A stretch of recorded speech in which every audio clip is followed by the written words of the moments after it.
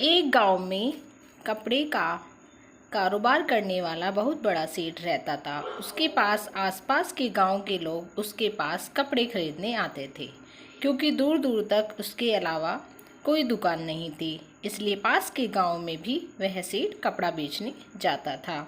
एक बार सेठ कपड़ा बेचने के लिए गया। वो एक पेड़ के नीचे आराम करने लगा। उसे अचानक से नींद आ गई। जब वह नींद से जागा तो उसने तोते को देखा। तोते वहाँ पर आपस में खेल रहे थे। तोता उन्हें देखकर बहुत खुश हुआ। उसने सोचा, क्यों ना इनमें से एक तोता मैं घर ले जाऊं। तोते को देखकर घर के लोग सभी खुश होंगे। तो उसने एक तोते को पकड़ लिया। सेठ ने उसको अपने साथ ले आया। उसने तोते के लिए एक सोने का पिंजरा बनवाया और खाने के लिए कटोरी बनवाई। तोता सोने के पिंजरे में रहने लगा और उसे मनपसंद चीज़ें मिलने लगी। सेठ के घर वाले तोते से बात करते।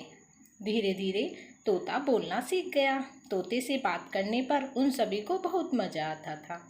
एक दिन सेठ को कपड़े के ऑर्डर आया और उसने खुद ही जाने का फैसला किया और तोते से बोला, तोते भैया, मैं तुम्हारे गांव जा रहा हूँ। रास्ते में तुम्हारे रिश्तेदार से मिलाऊंगा। अगर तुम्हें कोई पैगाम भेजना है तो मुझे बताओ। तोता बोला, उनसे कहना तोता भूखा प्यासा नहीं है और सोने के पिंजरे में रह रहा है। वहाँ से चला गया और लौटते वक्त उसी पेड़ के नीचे आराम करने लगा। तभी तोतों के झुंड ने सेठ पर हमला कर दिया और उसे चोंचे मारने लगे। उनमें से एक तोता बोला, तुम हमारे दोस्त को पकड़ ले गए थे, वो किस हाल में है? सेठ बोला, अरे मेरी बात तो सुनो। तोता भूखा नहीं है, ना ही प्यासा है। वह मजे से सोने के पिंजरे में रह रहा है। ये सुनकर सारे तोते जमीन पर गिर गए। सेठ ने आगे बढ़कर तोतों को हिलाया, पर वो कुछ नहीं कर रहे थे। वे बहुत ऐसे पड़े रहे वहाँ पर जैसे वे मर गए हों। सेठ जब वापस आया तो तोते ने सेठ को देखते ही अपने रिश्तेदारों के बारे में पूछा। तो सेठ ने जवाब दिया, जब मैंने तुम्हारा हाल सुनाया तो वो सब हैरान होकर जमीन पर गिर गए। ये सुनकर तोता भी पिंजरे में गिर गया। ये देख सेठ हैरान हुआ और पिंजरे का दरवाज़ा खोल दिया।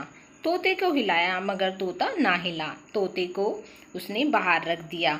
मौका पाते ही तोता पंख हिलाए और सेठ से बोला, सेठ जी, मैं आपका शुक्रगुजार हूँ। मुझे मेरे माँ बाप का पैगाम मिल गया है और मैं उनसे मिलने जा रहा हूँ।